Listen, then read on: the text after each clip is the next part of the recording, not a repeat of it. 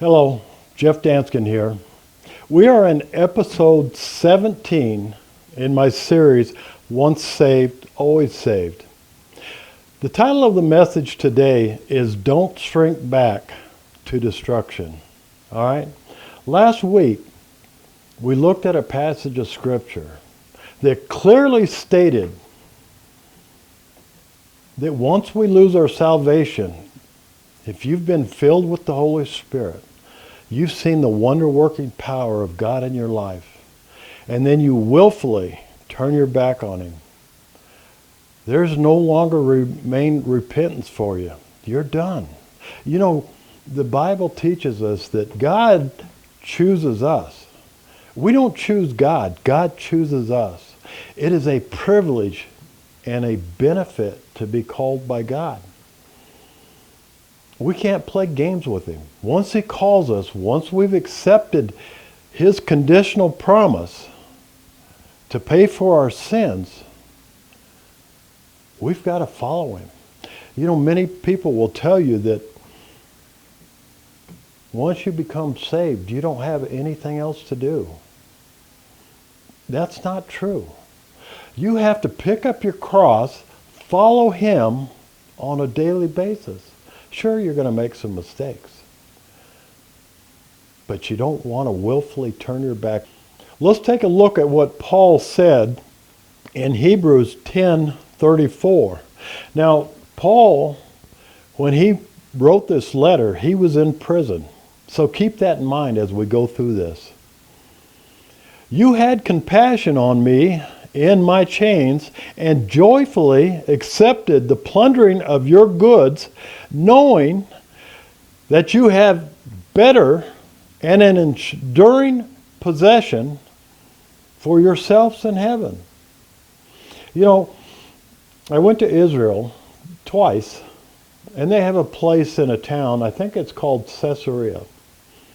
And in Caesarea, they have a stadium. It's a small stadium, but it's a stadium that has seating, and it's an arena that they put lions in.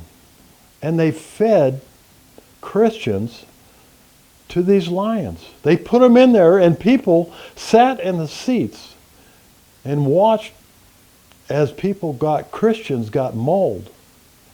You know, here in America, it's not that bad, but across the world, we have around 100,000 Christians being killed each year just for being Christians.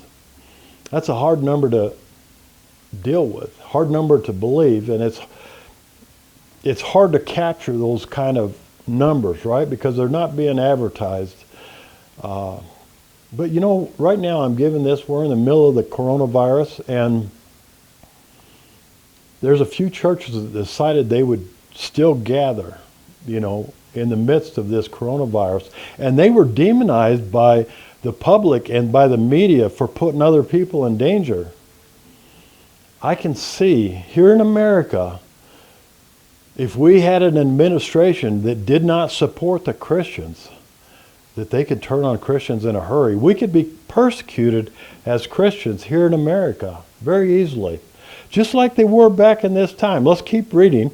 In other words, Paul was in prison, and these guys are being persecuted, and Paul's telling them to have joy. You know, enduring possessions for yourself in heaven, right? They're looking not here at earth, but what they're going to get in heaven. All right? That's the background of this message. It says, therefore, do not cast away your confidence, which has great reward. For you have need of endurance. You know, all these episodes, I've been highlighting the action words, something that we must do. And here, endurance, so that after you have done the will of God, what's the will of God?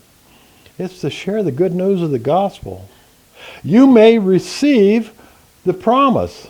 Now, what's the promise? We talked about this a couple weeks ago when we was in Hebrews. The promise is our salvation, our reward to get to heaven.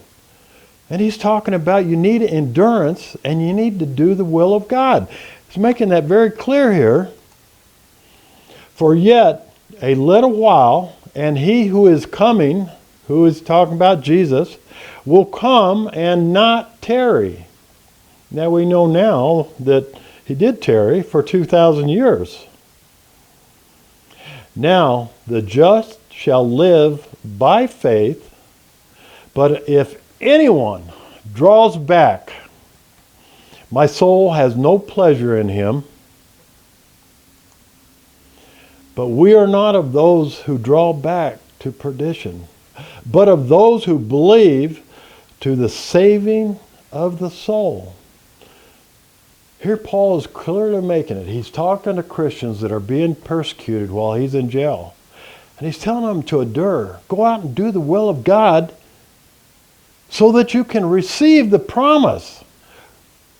If you decide you don't want to receive that persecution, you don't want to put your life at risk, you want to go ahead and hide in your house and don't say anything about Christ, turn your back on him, that's how you lose your salvation, folks.